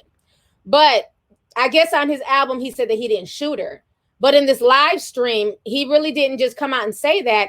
And again, if you did not shoot her, okay, we all know it wasn't a bullet that went straight in her foot. It was some type of graze or it was either glass or something that cut her or it was graze. We all know her foot wasn't shattered. So we get that. But something happened. And that's what's not making sense. If you didn't do it, who did it? I don't know. Maybe it was strawberry milk. Dom sent $9.99. She says, love you. Thank you for the live, Auntie. Keep it real, love. Thank you so much. And thanks for coming through. I appreciate it. let's see here. Ooh, hold on, let me go back real quick. Pretty Ivy says him and Kylie were vibing. They were all drunk and he was Megan's guest. Him and Meg were in a situationship. Meg wanted to be his main. He says it in his mixtape. He was also dealing with Meg's best friend. Okay, so in that mixtape, he talks about, because like I said, I haven't listened to it. So that's just me being honest. So what Pretty Ivy is saying is that in that mixtape, he's basically reiterating what Adam 22 had put out there. That him and Kylie were vibing and, you know, they were flirting and Meg felt a type of way. And that he was also smashing Meg's best friend, Kelsey. So it seems like he had more to say in his music than on that damn live stream. So thank you for that, T, sis. I appreciate it. Let's see here. Natural Yeen says the audio has been out for weeks. It's fake because that person is saying she got shot at at Kylie's house and it happened near Meg's house. Okay, so the audio, that's what I'm saying. The audio to me just did not make any sense. So I appreciate that. So she's saying that the person, I didn't even catch that part where he said that she was shot at Kylie's house. Because I thought it happened, you know, in the middle of the street, like in between Kylie and Meg. So, yeah, it just sounded like a bunch of BS to me. I feel like it was something that somebody's PR team put out there, Tory. And because it didn't stick, then he felt he had to come out and speak for himself. So thank you for that, sis. I appreciate it. Let's see here. Kaden Wright says both Meg and Tory are a mess. Her bestie went MIA. Something isn't right, T. Yeah. Like I said, the only time you see Kelsey is every now and then. And it's just, she literally pops up on social media to either like throw shade, address a troll real quick, or else her sister is in like the comment section going back and forth with trolls, you know, who are accusing her sister of not being a good friend to Megan. So I don't know. Something happened that night. But the fact that it just, I don't know, it just doesn't make sense. Like the fact that it's taken this much time to just let the truth be out there, it just doesn't sit well with me.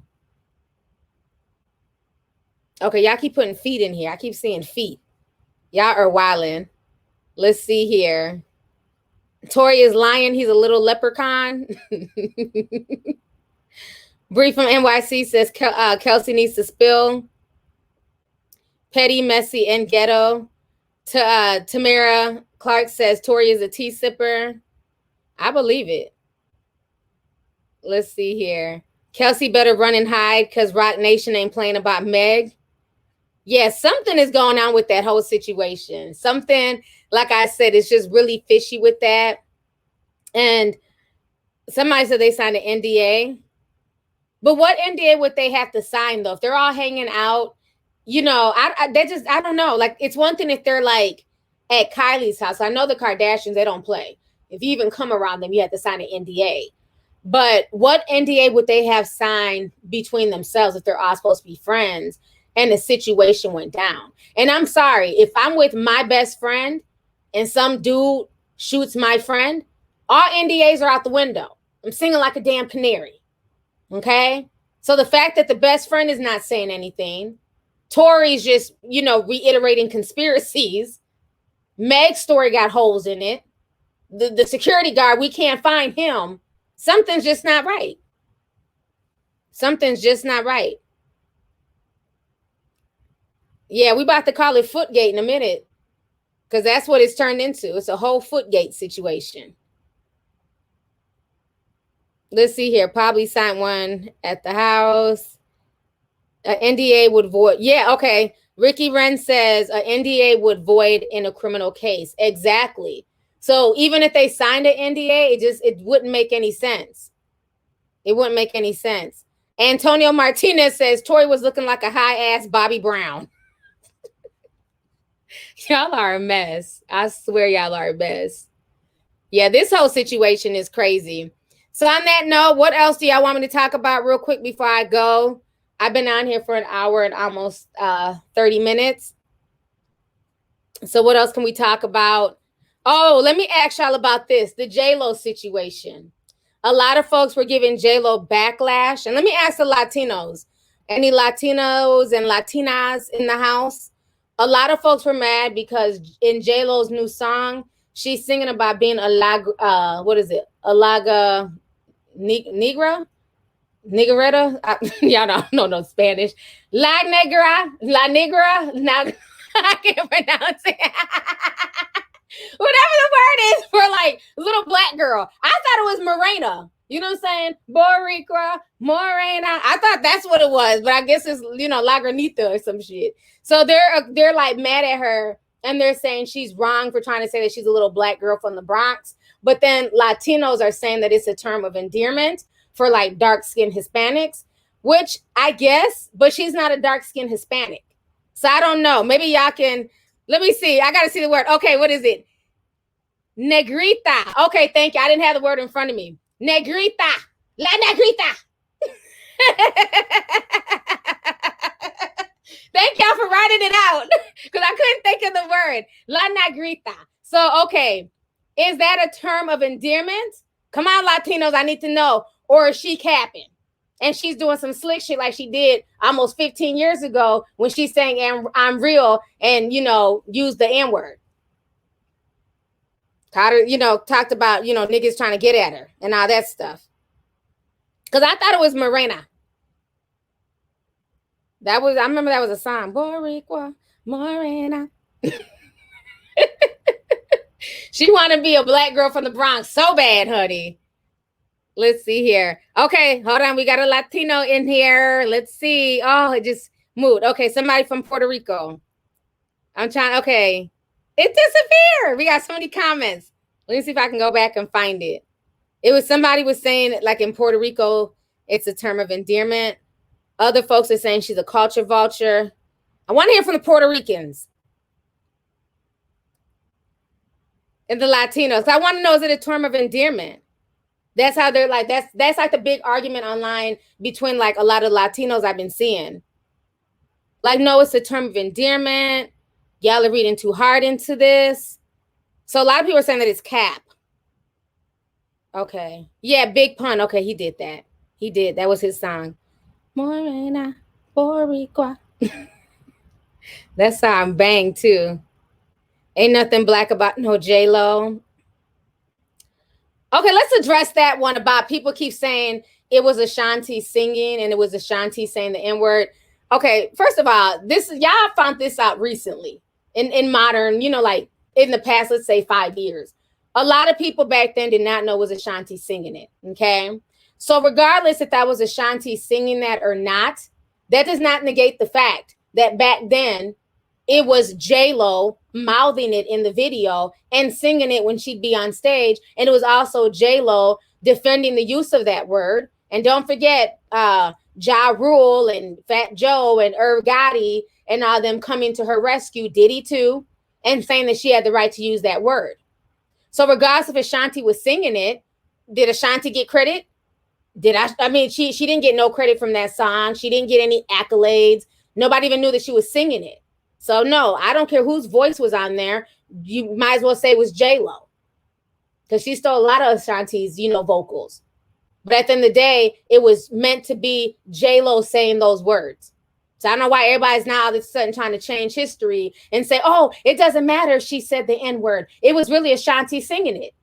Damn well y'all just found that shit out within the past 5 years. Because I just found that shit out the past 5 years. Like, sit down. Now all of a sudden everybody swears up and down. They knew that was Ashanti singing back in 2001. No, you didn't.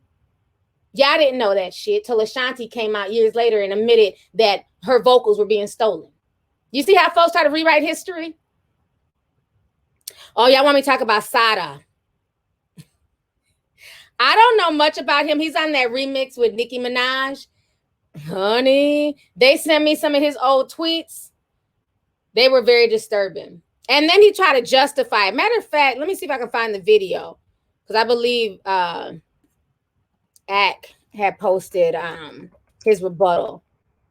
It's so stupid.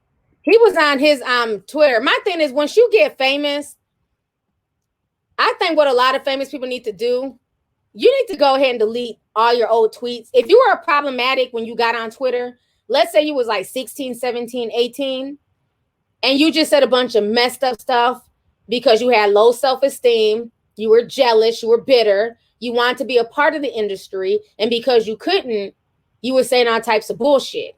If you find yourself in that situation, you might as well just go ahead and delete your Twitter and start fresh, because folks are going to dig into your old tweets and use them against you. Remember, the same thing happened with, what was his name? Mannequin. I don't know if I'm saying it right. He did that song Tuesday with Drake. And then they went and dug his old tweets. And back in like, I don't know, 5 years before he worked with Drake, he was like, fuck Drake. Drake is whack. He was like straight dissing Drake. And then blew up and ended up working with Drake on the song.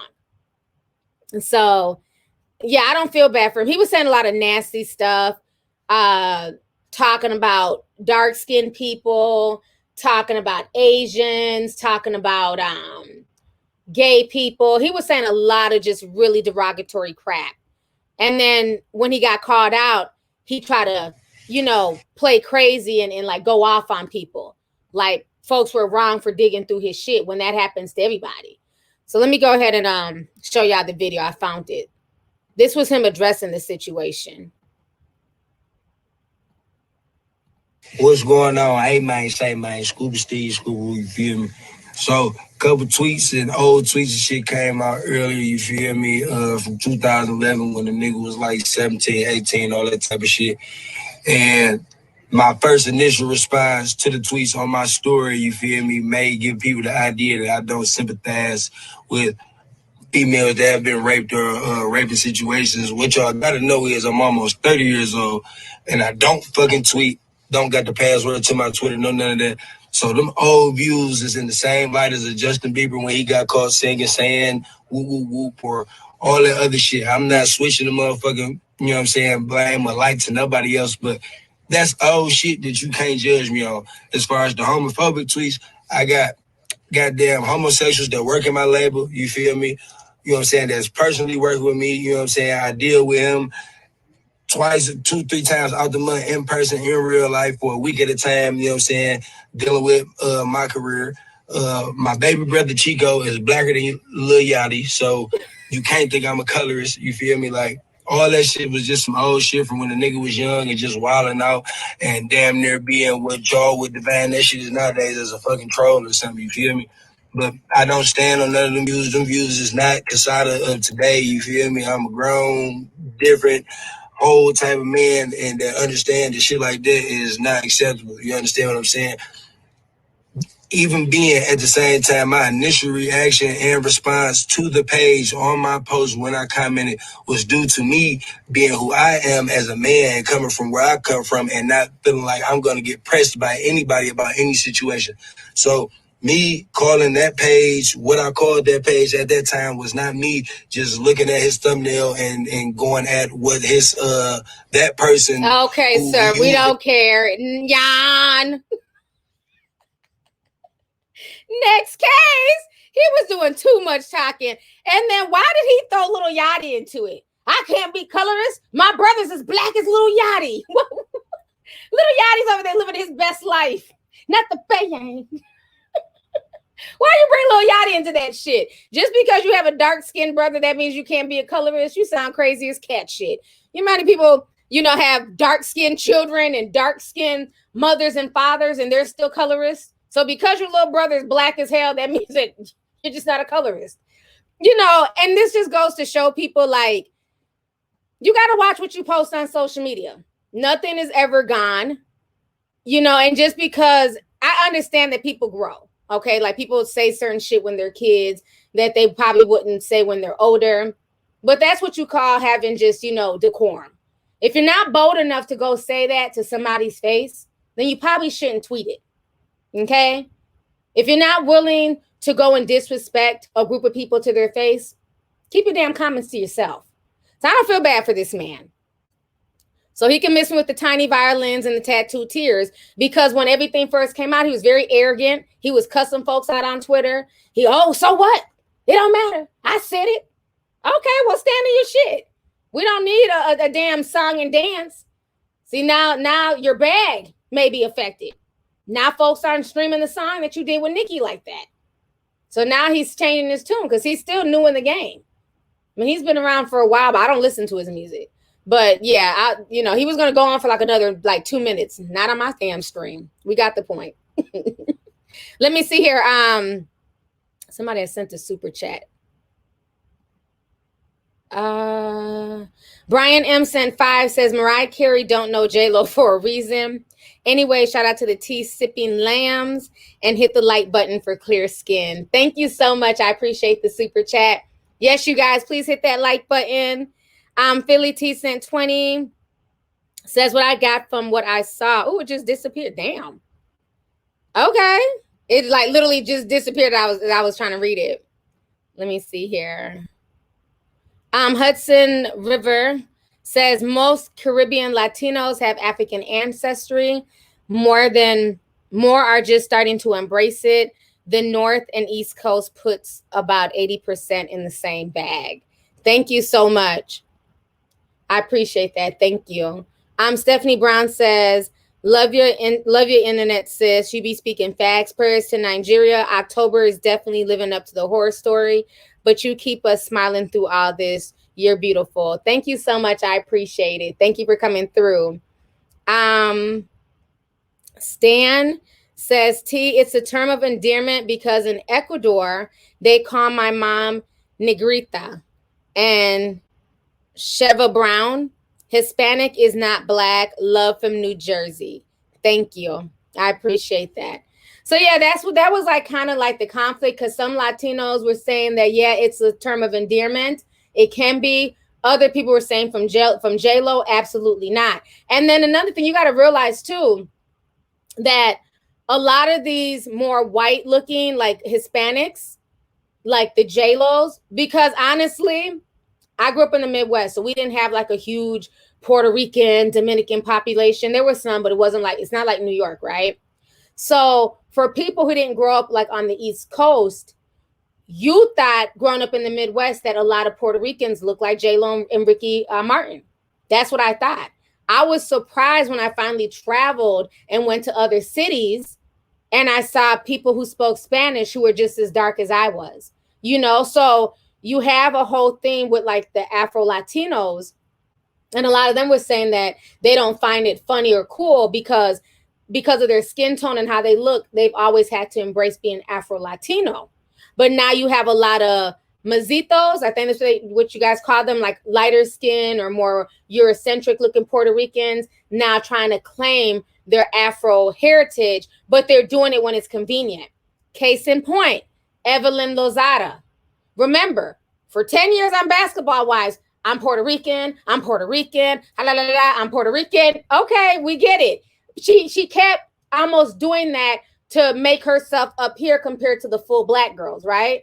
But then when everything went down with the colorism situation with OG, then remember, oh, I'm Afro-Latina. We was like, hold on, wait, what? Maybe your children are, because I know her youngest is by Carl Crawford, Meg the Stallion's ex-manager. See how she comes full circle? So yeah, that baby, because Carl Crawford is, I believe, is he Puerto Rican or Dominican? Carl Crawford is a Hispanic. He's very brown skin, right? So I get that. But the whole time we've been watching Evelyn Lozado, she's never claimed to be Afro-Latino or Latina until she got into the colorism controversy. Am I bugging? Put a teacup if you guys agree that before the whole situation with OG, Evelyn never claimed to be Afro-Latina. She was always Puerto Rican from the Bronx, and that was it. So I think that's why a lot of folks who are Afro-Latino are feeling some type of way that Jennifer Lopez is now all of a sudden, oh, I'm Afro-Latino too. But all these years, you made sure not to really claim that or deal with the Afro-Latinos in Puerto Rico. Okay, good. I see teacups. So yeah, okay. So yeah, so I'm not going crazy. So that I think that's where the controversy was. I didn't want to like really do a whole video on it because like I said, different cultures is different. I don't want to speak on somebody else's culture. Just like, a Puerto Rican person couldn't necessarily speak on Yoruba culture. So that's why I'm asking, is this a term of endearment? are you guys offended? Because I saw a lot of really interesting dialogue when it came to that situation with J-Lo. So yeah, I definitely think that, you know, I'm glad that more people are talking about Afro-Latinas because they exist. You know what I'm saying? There are Black people in Latin America. And so they do need to have more features. They do need to be featured on television. Because usually, even growing up, when we would watch like Telemundo or I forgot the other Hispanic channels, but you would see like white Hispanics. So automatically you assume that that's what Latin America looks like. And that's not true. There's probably more people who look like Amara La Negra than even J-Lo. So yeah, I just think that's really interesting. Okay, so Raul Brown says, yes, we Latinos are not offended. Okay, thank you, Raul. I appreciate that. That's why I didn't want to come on here and speak for, you know, the Latino community, because like I said, I was really researching the story, and I noticed that most of the folks who were offended were, you know, Black folks. I'm just keeping it real. Black folks had their damn pitchforks out. This bitch, she's at it again. Black folks had them damn pitchforks. But then when I, you know, the stuff I was seeing from the Latinas, they're like, well, no, a lot of them were not offended. Some of the Afro-Latinas were, but they were kind of offended because they feel like she's playing both sides of the fence. So that's kind of the vibe I got from the story. Either way, J-Lo cannot sing. That is all. Pretty lady, amazing body for being 50. But as far as vocals, she needs to stop trying to say that she gave her daughter her vocals. Ma'am, stop it. You don't even have damn vocals. Your vocals are Ashanti's. Your daughter got her beautiful vocals from her father. Okay? I just had to put that out there. I get tired of her acting like her daughter got her damn singing skills from her. Absolutely not. Now, maybe she decides to be an actress. I can give you props. But singing, that goes to the daddy. We're not going to do that, J-Lo. Let's see here. JN Sam 499 says, hey T, they say I'm a Black woman, but I have 10% Irish DNA. I consider myself Afro-Caucasian. Thank you for the super chat, ma'am. What? I don't know if you're being for real, but I guess, honey, claim that 10%. Shit, everybody else, you know, I'm 10% Indian and all this stuff. Claim it, honey. Let's see here. Starlene, Sim 499, she says, these people have no shame and are only Afro-Latina when it's time to sell records. Us Morenas were offended. Ooh, okay. Thank you so much for stating your opinion, sis. I appreciate it. Thank you. And I agree. That's what it feels like. You know, like it's now hip. Like I said, we're living in an era where, you know, everybody wants to be woke, and, you know, the wokey woke train, like it's cool to be pro-Black now. So that's why I give some people the side eye. Oh, y'all laughing? Yeah, she said she's 10% Irish, honey. She said she's going to claim that Caucasian. Kaden writes in 1999, says, T, in Miami, Florida, C-19 cases are going back up. Please wear your mask, people, and wash your hands. Thank you so much, sis. Thank you for the super chat. And I agree. They're starting to go back up all over the country. So definitely be safe. On top of C-19, we have the regular flu season and cold season. So you guys definitely want to be mindful. It's going to be a very, very cold winter. I already knew that was going to happen with all the craziness that's been going on around the country. So definitely take care. Philly T says, I saw my first Dominican in elementary school, and I thought it was a Black guy who just knew Spanish. That is so funny. Yeah, you know, like I always say, like when they went and they got all the slaves from West Africa, you know, before they ever came to America, they stopped off in the Caribbeans. So that's where a lot of those, you know, African slaves went. So people, you know, in the Caribbeans and Latin America can be a wide variety of colors, skin tones, hair textures, and things like that. But unfortunately on television, they tend to, because there's a lot of racism and colorism in Latin America. You know, they try and act like there's not, but there is. Even there, what's the word in my Latinos? Y'all can write this. I don't know how to say it in Spanish, but it was something in the Dominican culture about advancing the race by going lighter. You never go darker. You always try and date, especially if you're a darker skinned Dominican, you want to date lighter. So that way your kids will have a better chance at life. If y'all know what I'm talking about, y'all can go ahead and write it. I don't know how to write it in Spanish, but it's a real saying, you know. TP Taylor says you posted about Spider-Man and mask on Instagram. I know 2 people who worked on it, and I'm scared as hell to ask them who wrote the story. You're talking about that video. I'm gonna play it right now. Thank you so much for that. Let me go ahead and play that Spider-Man video. Did anybody ever write it? It's something La Raza. Oh, there it is. Good. Somebody just wrote it. Mejora la raza. Sorry for my Spanish is not good, you guys. I'm trying. Somebody said it's mejora. Somebody else said, okay, now y'all spelling it 4. I done seen 4 different spellings. One is saying mejora la raza. The other one is saying mejorando la familia. The other one is saying mejora la raza. Somebody else is saying mejora la saranje. Okay, let me stop. I don't know. I'm trying. But anyways, it's in the comments. It's a real thing, and they're writing it. They're written it 50 different ways. Somebody says they're an Afro leprechaun. Okay. Bless your heart, honey. Let me go ahead and play you guys a Spider-Man video. My blogger, Devin, sent it to me. Very disturbing. Very disturbing. It's a Spider-Man game, and it came out in 2018. And basically, this game is mirroring what we're going through now. So just more proof that this was some type of, pandemic. Okay, so, y'all are breaking it down. Thank you, guys. It means improve your race.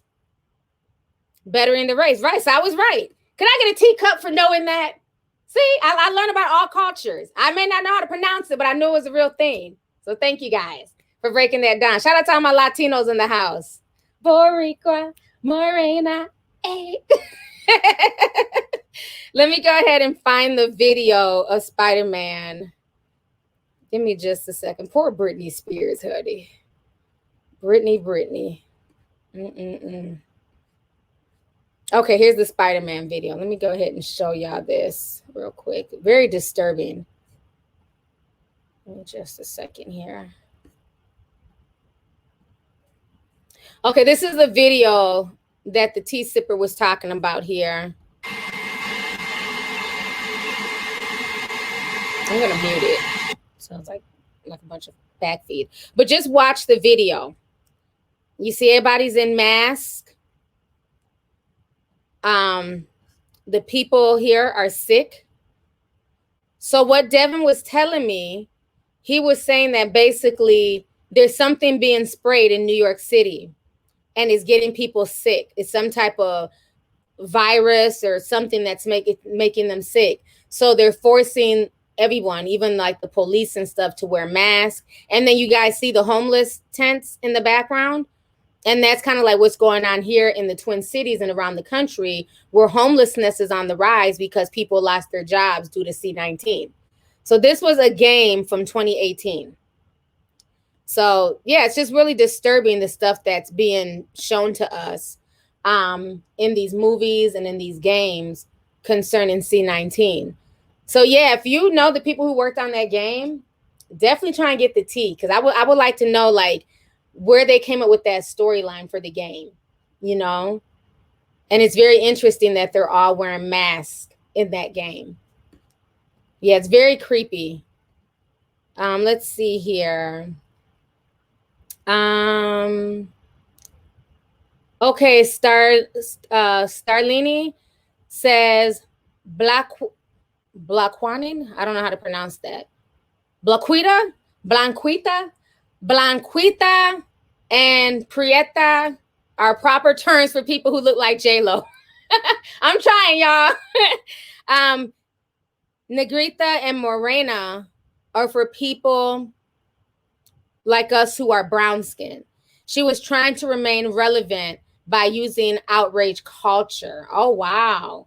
Okay, so there's a separate term for lighter skinned Puerto Ricans and Latinos. Okay, perfect. Thank you so much. Thank you for that. Yeah, and I believe it. I could see her doing that because, you know, outrage brings money. It brings clicks. I mean, come on now. Who in 2020 is checking for a J-Lo song? Like, nobody woke up this year and was like, hey, I hope J-Lo drops some new music. No, not me. I know y'all been waiting for Rihanna to drop some new shit. You know, they're waiting for Beyonce's Black is King. But I didn't hear anybody waiting about, you know, even curious to hear what J-Lo wanted to sing about. So I could see her doing this for controversy. Because to me, she's just not the best singer. So I don't care what she has to sing about. Especially now that I know how she did Ashanti. And, you know, Ashanti put a lot of work into those albums. So for her to not get props like that and for everything to be centered around J-Lo when J-Lo literally did nothing. She didn't write anything. She didn't sing. They were so lazy that they literally left Ashanti's vocals because that's how much better she sounded than J-Lo. So J-Lo is a fraud musically. So yeah, I can definitely believe that she did that and she added that verse to cause controversy, just like she did 16 years ago with I'm Real. Let's see here. Luisa Pedro says J-Lo is not Afro-Latina. She's more European looking. I definitely agree. Thank you so much for the super chat, sis. EVJ says, I watched a video saying that next generation tech has been in testing for years. Wonder if that means they're playing with the C virus beforehand. Yeah, with a lot of this predictive programming stuff. I mean, just think about ever since like the whole shutdown happened. Look how many movies that we've gone back and been like, damn, the movies were saying something. Look how many TV shows, Netflix episodes, and not even video games. So I believe a lot of this stuff was definitely in the making. Now, let's see here. I've been out here for an hour and 47 minutes. So before I leave, let's talk about the Tamar situation. So if you guys don't know, Tamar is in her feelings, honey. Let me see if I can find it real quick. She's hella mad at her sisters. She's mad at WeTV. Now, mind you, this was the same network that she was begging to allow her to come back to the show. Because I think her funds were like, she was losing money. So let me see if I can find it. She went off early this morning on everybody. Here it is.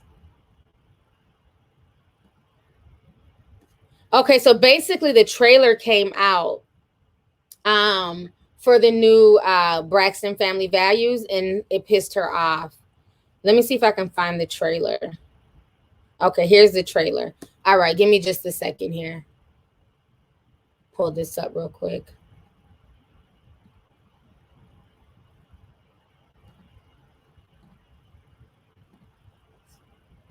Okay. In a year like never before for me and my family. Wait a minute. One more time. I'm sorry. What? Oh, I'm sorry. I gotta go. Like right now. Tony called and she told me that Tamar was rushed to the hospital because she tried to commit suicide. Okay, I'm gonna pause that. So Tamar goes on to say, after waking up to that disgusting trailer, F WeTV and whomever else is participating for using my pain for their pleasure and their ratings. Don't miss my exclusive tell-all on My Girl at Tamron Hall show next week. At some point, this abuse has to stop. So she was upset. Supposedly it was people were thinking it was towards her family mainly. Then she came out to, whine some more. So somebody says, wait, WeTV was recording Braxton Family Values when Tamar was going through it, and they are still using it for ratings after she voiced issues with them. This is crazy because I saw it and wow.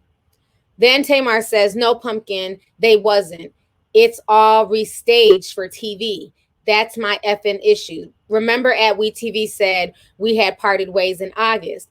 I am no longer employed by them, and they are still using me and my hurt to make a coin. What show talks about old cast members? Then she says, but the rest of the story you are going to have to catch Wednesday. It's just so wild that everyone has had a chance to tell their stories about me when I want to tell my own, and how I can choose to tell my own. I'm called crazy and unstable. So bizarre. Now, this is my issue with Tamar, okay? First and foremost, sis, this is what y'all signed up for, okay? All these people, you notice how in 2020, like we said a few weeks ago, everybody wants to be woke. But when the checks were coming in, it was all good. Same thing with Nene Leakes. Now all of a sudden, Andy and Bravo are racist. They're assassinating her character and all this stuff. But when y'all were that girl, when y'all were the favorites on the show, and you were even so much so talking down to your sisters and belittling them, and your ego was getting so big, WeTV was the shit. She would have a case to be mad if this was something like The Real, right? Because these are 4 different women, different walks of life. It's a talk show. Like if The Real kept bringing her up, like I kind of understood when she had frustrations with The Real. This is not that case, okay? This is your family who signed on to do a reality television show. Regardless of you being an ex-cast member, that has nothing to do with nothing. That doesn't negate the fact that you're related to them. And this is a tragedy that hit your family. Okay? You didn't cry when they were there to film Vince's blood clots and him recovering. You didn't cry when they sat there and filmed your blood clots and you recovering. Their niece, Lauren, she ended up dying from a drug overdose, I think like a year or 2 ago. That was filmed for television. Nobody was upset then. So why is this any different? And to me, that's even more serious because that was a young woman who lost her life. This was a situation that was being filmed and that the family, regardless if it was restaged, reenacted, it's still a storyline. And this was national news. And even if you quit the show, you're still a part of the Braxton family. Maybe not the Braxton Family Values, but you're still a part of the Braxton family. And how stupid would it be for them to do an entire show and not mention the elephant in the room, which was Tamar's attempted you know what I'm saying? So I don't understand like where she's coming from with that. It just seems like people just want to be mad in 2020 when they're not getting their way. I'm getting the same vibe from her that I got from when Nene was going on her rant and raves. You know, all these networks are the devil and they're horrible and they're just exploiting Black women. But again, when they were the it girl, there was no exploitation. It doesn't make sense. So to me, just don't sign up for reality television. This, like, nothing has changed. This has always been their formula. They exploit, you get a check, and then they make residual income off of it. That's just what it is. So you can't be signed on to something for years and go back time and time again. Like I said, she was even begging them not even 2 months ago to get her job back. This was a national story. We talked about this. Put a teacup, if you guys remember me talking about this, when she was asking WeTV for her job back. So which one is it?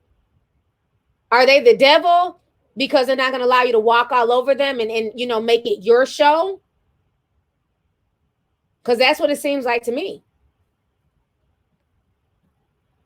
Let's see here. Stacy Johnson says, that master's money was fine when they were getting it. You better preach. That's what I don't understand. Now it's like all these issues all of a sudden. But when them checks was coming in, no one cared about being exploited. Let me see here. Cesarina, I remember. She said $9.99. She says Tamar and Nene need to get somewhere and sit down because they have summoned this upon themselves. They are known for negativity and paid handsomely for it, but now they want to complain about it. Okay? Yeah, you can't have your cake and eat it too. It was no different than when Dame Dash. Who remembers when Dame Dash went on that huge rant on Instagram? And I kind of like called him out. He was pissed off at, is it WeTV that does grown-up hip-hop as well? He was mad at those producers because he felt like they exploited his family. Hold up now, brother. This is what reality television does. So you're mad at them for supposedly exploiting the family, yet you sat on this show for upwards of 3 years. And you allowed them to exploit your son's alcoholism and all his, vices on national television for a storyline. So it's okay when you do it, but not when they do it. So all these folks are just full of crap. Corn Pops, Forrest Ghost sent 1999. They say Tamar needs to lay off the reality TV shows and get her life together, and then get a talk show of her own. She could build a huge platform for herself. I agree. I think Tamar has a really funny personality. Like, I really did enjoy her on The Real. I think when she left, it did get a lot more, I guess, kind of boring. You know what I'm saying? Because I felt like she did bring a lot to The Real because she has such a big personality. So I could definitely see her doing like a talk show. I could definitely see that for her. But all this complaining and ranting and raving and, I'm over it. Because they all do that once they're not able to get their way. All of a sudden, here comes all these pro-black comments. Dame Dash was mad because he wasn't able to be an executive producer on the show. And, he wanted to be able to bring things into the show and, change things around. And they told him, no, this is not the Dame Dash show. This is grown-up hip-hop. And if you don't like it, you can walk. So he left, but then wanted to go pro-black and be super mad. But again, y'all go onto these shows, y'all allow these so-called white companies to exploit you, and then y'all get upset and then want to complain afterwards. I don't feel bad. This is reality television. It's been around for like the past 20 years. They've always done this. They've ruined relationships. How many people have been divorced due to reality television? All the pressure, people having an opinion. This goes way back to like Carmen and Dave Navarro, Hulk Hogan and Linda Hogan, Jessica Simpson and Nick Lachey. Like, reality television is just not good, but yet people run to go on there and then complain after the fact. Makes no sense. Summer D sent $5. She says Tamar needs therapy. She's getting too old for the drama. More drama than music. Shake my head. I definitely agree. Let's see here. Kaden Wright says both Megan and Tory are a mess. Her bestie went, oh yeah, we read that one earlier. Hold up, that just popped up. Okay, it was Raquel Gray says she sold her soul and not trying to hold up her end of the bargain. T. Yeah, it's going to be very interesting to see how it plays out. But I don't think she has a right to be mad at WeTV or her sisters. It only makes sense for them to make what she went through this summer a part of the storyline. It was a national story. Everybody was talking about it. So on that note, you guys, I've been on here officially 2 hours. This was an awesome stream. I know it's late. It's like 9:30. Thank you guys for just sitting here with me, chopping it up with me. It felt good to just kind of clear my mind and just talk about other stuff. We talked about everything that was going on in Nigeria earlier in the stream, but it felt good to kind of like segue and talk about stuff that was like a lot less serious because those pictures and those videos coming out, it's just getting crazier and crazier.